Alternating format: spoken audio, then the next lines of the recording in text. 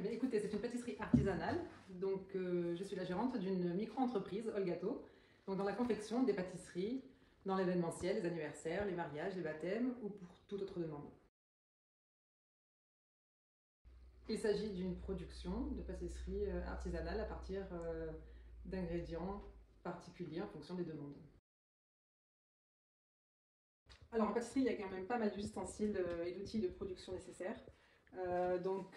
Les robots pâtissiers, des marises, des spatules, des fouets, une plaque avec les casseroles, divers tapis en fonction des configurations souhaitées, des moules en silicone, des cadres pour les pâtisseries comme des tartes, des moules comme ceci pour les entremets, des moules en silicone pour des productions particulières, des cornes de pâtisserie, des douilles, une balance bien sûr, d'autres moules pour les pâtisseries individuelles.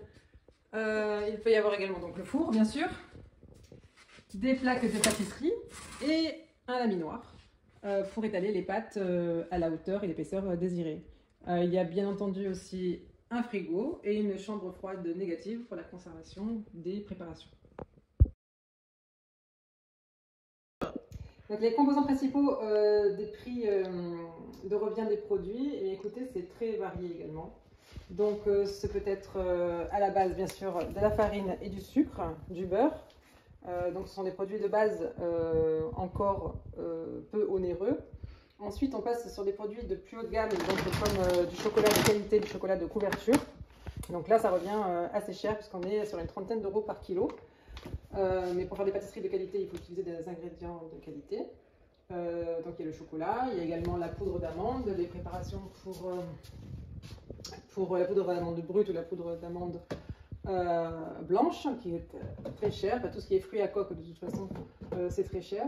Ensuite, nous avons des épices, la vanille, qui est extrêmement chère aussi aujourd'hui. Nous avons aussi des fruits de saison que nous utilisons auprès de producteurs pour avoir une qualité certifiée.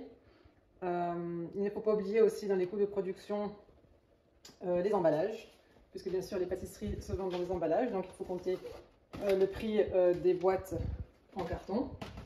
Il faut également compter tous les coûts de production comme l'eau, l'électricité, puisque beaucoup de matériel qu'on utilise fonctionne à l'électricité.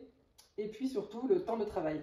Donc ce qui est la part le plus importante en fait du prix, c'est le temps de travail. Donc c'est pour ça qu'il faut essayer d'optimiser au maximum l'efficacité sur les gestes pour optimiser le temps de travail et optimiser la production. Merci.